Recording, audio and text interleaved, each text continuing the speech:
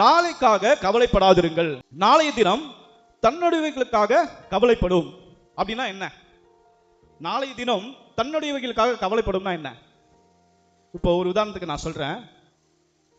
இப்போ நான் தான் டுமாரோ, நாளைக்கு இவருக்கு ஒரு தேவை இருக்கு. இவருடைய தேவையை சந்திக்கும்படியா இந்த நாளை என்ற நான் இருக்கேன்ல, இப்போ நான் தான் நாளைன்னு சொல்லி வாசிச்சு பாருங்களேன்.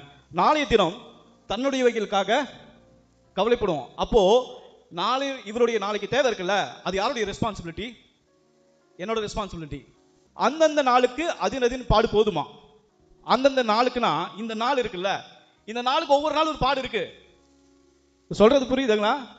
இந்த டேஸ் இருக்குல்ல, ஒவ்வொரு நாளும் திங்கள், செவ்வாய், புதன், வியாழன், அந்த ஒவ்வொரு நாளுக்கு அதின் பாடு இருக்கு. என்ன பாடு தெரியுமா? இது நம்ம பாடு இல்லை. இவ்வளவு நாள் நம்ம வாசிச்சதெல்லாம் எப்படி வாசிச்சிருக்கோம்னா, அந்த பாடு நம்மளோட அந்த பாடு அந்த அன்னைக்கு போதும்பா, நாளைக்கு பத்தி கவலைப்படாதுன்றது நம்ம அண்டர்ஸ்டாண்டிங். ஆனா அது கிடையாது. இங்கிலீஷ்ல நான் வாசிச்சு பார்த்தேன். நாளை தினத்துக்காக இவருடைய தேவையை சந்திக்கப்படணும்னு டுமாரோ வில் வரி, நாளை என்ற ஒரு நாள் இருக்குல்ல, ஆண்டவர் உருவாக்குனார் பாத்தீங்களா? அது அப்படிதான் உருவாக்கி இருக்காரு. ஆண்டவர் உருவாக்கின ஒவ்வொரு நாளுமே உங்களுடைய தேவையை சந்திக்கும்படியாக உருவாக்கி இருக்கிறார். ஹல்லேலூயா.